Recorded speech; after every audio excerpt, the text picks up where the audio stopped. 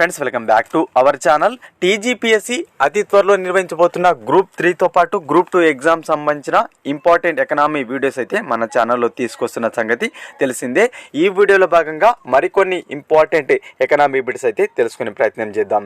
అయితే గ్రూప్ 3తో పాటు group 2 exam సంబంధించిన ఎకనామీ టెస్ట్ సిరీస్ అయితే మన యాప్లో అయితే లాంచ్ చేయడం జరిగింది. సో యాప్ను తప్పకుండా డౌన్లోడ్ చేసుకోండి.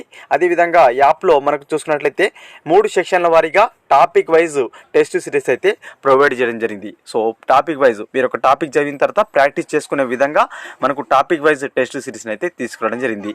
ఈచ్ సెక్షన్కు కేవలం 69 రూపీస్కి మనకు అందుబాటులో తీసుకొచ్చాం టెస్ట్ సిరీస్ను, ఒక్కొక్క సెక్షన్ను. ఓకేనా. అదేవిధంగా వ్యాలిడిటీ కూడా ఎగ్జామ్ అయిపోయేంత వరకు, అదేవిధంగా పీడిఎఫ్ ఫైల్స్ ఏవైతున్నాయో ఆ పీడిఎఫ్ ఫైల్స్ అయితే మీ ఫోన్లో డౌన్లోడ్ అయ్యే విధంగా ప్రొవైడ్ చేయడం జరుగుతుంది. అదేవిధంగా ప్రతి క్వశ్చన్కి సంబంధించిన సొల్యూషన్ కూడా క్లియర్ ఎక్స్ప్లెయిన్ చేయడం జరుగుతుంది ఆ టెస్ట్ సిరీస్లో. ఓకేనా. తప్పకుండా యాప్ను డౌన్లోడ్ చేసుకునే ప్రయత్నం చేయండి. యాప్ లింక్ అనేది డిస్క్రిప్షన్లో కామెంట్ బాక్స్లో అనేది ఇస్తాను. Okay friends. అదేవిధంగా వీడియో కనుక మీకు నచ్చినట్లయితే తప్పకుండా లైక్ చేసి షేర్ చేయండి ఫ్రెండ్స్. ముందుగా ఫస్ట్ వన్ చూసినట్లయితే తెలంగాణ సోషియో ఎకనామిక్ అవుట్లుక్ 2024 ప్రకారం పరిశ్రమల రంగంలో ఉపరంగాలైన తయారీ, నిర్మాణ రంగాల వాటా అనేది గత ఏడాది 2023 ఆర్థిక సంవత్సరంతో పోల్చినప్పుడు 2024 ఆర్థిక సంవత్సరంలో ఏ విధంగా ఉంది అని అడుగుతున్నారు.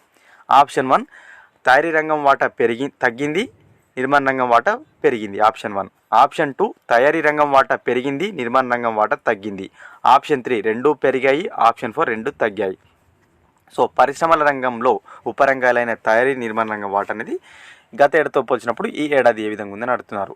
సో చూసుకున్నట్లయితే 23 ఫైనాన్షియల్ ఇయర్లో తయారీ రంగం వాటా 51.78%గా ఉంది. అదేవిధంగా 24 ఫైనాన్షియల్ ఇయర్కి వచ్చేసరికి 51% 5.4% తగ్గింది. 51.54% తగ్గింది. అదేవిధంగా నిర్మాణ రంగం వాటా చూసుకున్నట్లయితే గత ఏడాదితో పోల్చినప్పుడు చూసుకున్నట్లయితే 2663గా ఉన్న నిర్మాణ రంగం వాటా 2684కు పెరిగింది. అంటే దాదాపుగా 0.21% పెరిగింది. అంటే తయారీ రంగం వాటా తగ్గగా, ఓకేనా, నిర్మాణ రంగం వాటా అనేది పెరిగింది గత ఏడాదితో పోల్చినప్పుడు. So option 1 is the right answer. పరిశ్రమ రంగంలో ఉపరంగాలు, తయారీ, నిర్మాణ రంగాలు ఉపరంగాలుగా ఉన్నాయి. సో వాటి యొక్క వాటా అనేది కొంచెం తగ్గుదల పెరుగుదలగా ఉన్నాయన్నమాట. Option 1 is the right answer. Next one, చేనేత మిత్రకు సంబంధించి ఆప్షన్ 1 సబ్సిడీ అనేది 60% ఉంటుంది. రాష్ట్రం వాటా 45%, కేంద్రం వాటా 15%. సబ్సిడీ అనేది 55% ఉంటుంది. రాష్ట్రం వాటా 45%, కేంద్రం వాటా 10%. ఆప్షన్ 3 సబ్సిడీ అనేది 50% ఉంటుంది. రాష్ట్రం వాటా 30%, కేంద్రం వాటా 15%. సబ్సిడీ అనేది 50% ఉంటుంది. రాష్ట్రం వాటా 40%, కేంద్రం వాటా 10%. సో చేనేత మిత్రకు సంబంధించి ప్రశ్న అయితే అడుగుతున్నారు. సో ఇందులో చూసుకున్నట్టయితే మనకు చేనేత కార్మికులకు చేనేత మిత్రలో పథకంలో భాగంగా 50% సబ్సిడీ అనేది ఉంటుంది. ఎంత ఉంటుంది? 50% సబ్సిడీ ఉంటుంది. అయితే ఇందులో రాష్ట్రం, కేంద్రం వాటా ఇంపార్టెంట్ అనమాట. సో రాష్ట్రం వాటా 40% ఉంటుంది, గుర్తుపెట్టుకోండి. కేంద్రం వాటా 10% ఉంటుంది, ఇంపార్టెంట్. ఓకేనా. సో ఈ విధంగా క్వశ్చన్స్ అయితే మన టెస్ట్ సిరీస్లో ప్రిపేర్ చేయడం జరిగింది, ఫ్రేమ్ చేయడం జరిగింది, చాలా ట్రెండీగా ఇవ్వడం జరిగింది. అదేవిధంగా ఎక్స్ప్లెనేషన్ కూడా, ప్రతి క్వశ్చన్ కూడా ఎక్స్ప్లెనేషన్ అనేది ఇవ్వడం జరిగింది అనమాట. సో తప్పకుండా యాప్ని డౌన్లోడ్ చేసుకుని ఇన్స్టాల్ చేయండి. అదేవిధంగా మనకు పర్చేస్ కూడా చేయండి. కేవలం 69 రూపీస్కి ఇవ్వడం జరిగింది ఈచ్ సెక్షన్ను. సో మళ్ళీ సెక్షన్లో కూడా టాపిక్ వైజ్ కూడా ప్రొవైడ్ చేశాను. ఓకేనా. నెక్స్ట్ వన్ చూసినట్లయితే ఈ క్రింది వాటిలో సరైనవి. తెలంగాణ సోషియో ఎకనామిక్ అవుట్లుక్ ప్రకారం జిఎస్డిపిలో వివిధ రంగాల వాటా అనేది ఇవ్వడం జరిగింది. చూద్దాం. ఆప్షన్ పి సేవల రంగం వాటా 65.7%. ఆప్షన్ క్యూ వ్యవసాయ రంగం వాటా 15.8%. ఆప్షన్ ఆర్ పరిశ్రమల రంగం వాటా 18.5%. సో తెలంగాణ జిఎస్డిపిలో సేవల రంగం వాటా అనేది ప్రస్తుతం చూసుకున్నట్లయితే లేటెస్ట్ అప్డేట్ ప్రకారం సేవల రంగం వాటా 65.7%. సోషియో ఎకనామిక్ అవుట్లుక్ ప్రకారం సరైంది. వ్యవసాయ రంగం వాటా 15.8% సరైంది. పరిశ్రమల రంగం వాటా 18.5% కరెక్టే. సో పీక్యూఆర్ సరైంది. కాబట్టి option 3 is the right answer. Telangana socio economic outlook ప్రకారం వివిధ రంగాల వాటా ఈ విధంగా ఉంది. మోస్ట్ ఇంపార్టెంట్, చాలా సందర్భాల్లో రంగాల వాటా అనేది అడుగుతుంటారు, కాబట్టి చూసుకోండి.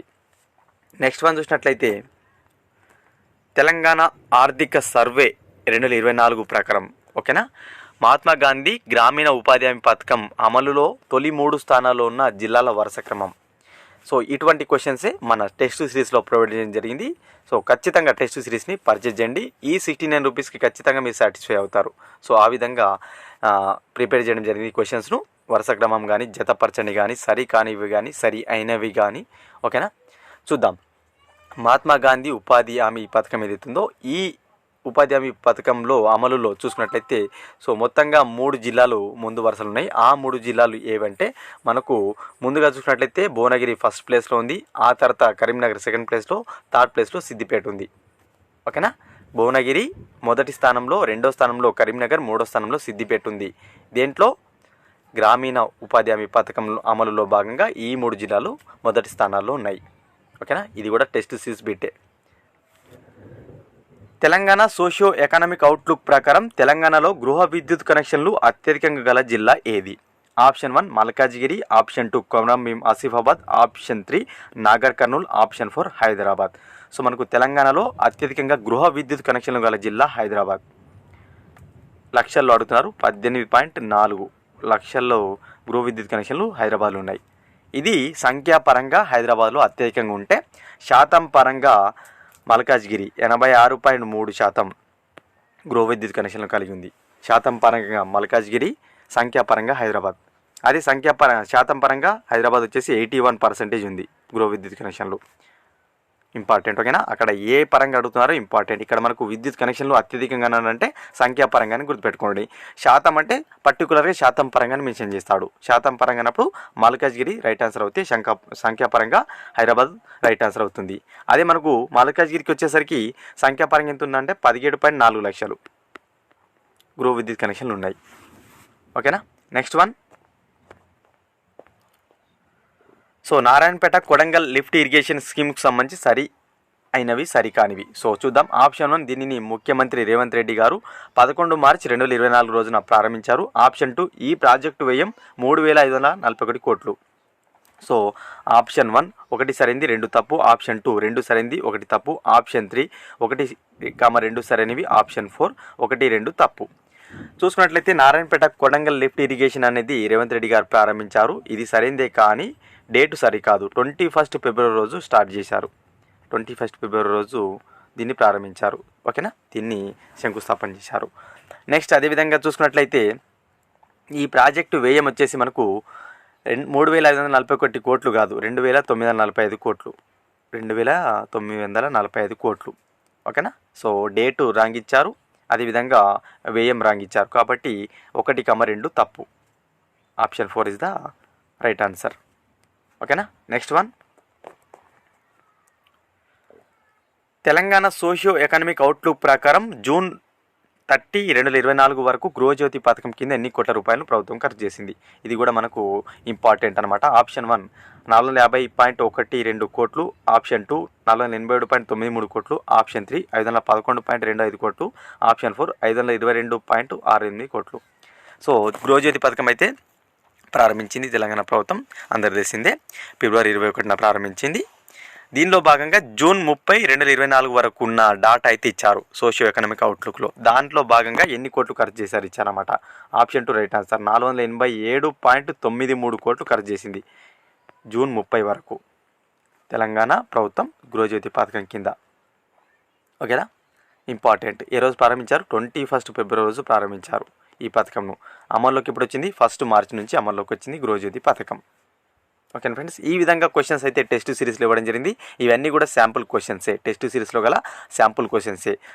సో ఖచ్చితంగా మన యాప్ని డౌన్లోడ్ చేసుకోండి. యాప్ లింక్ అనేది డిస్క్రిప్షన్లో ఉంటుంది, కామెంట్ బాక్స్లో కూడా ఉంటుంది. ఓకే ఫ్రెండ్స్, ఇంకొక ఇంపార్టెంట్ వీడియోతో మీ ముందు ఉంటాను ఫ్రెండ్స్.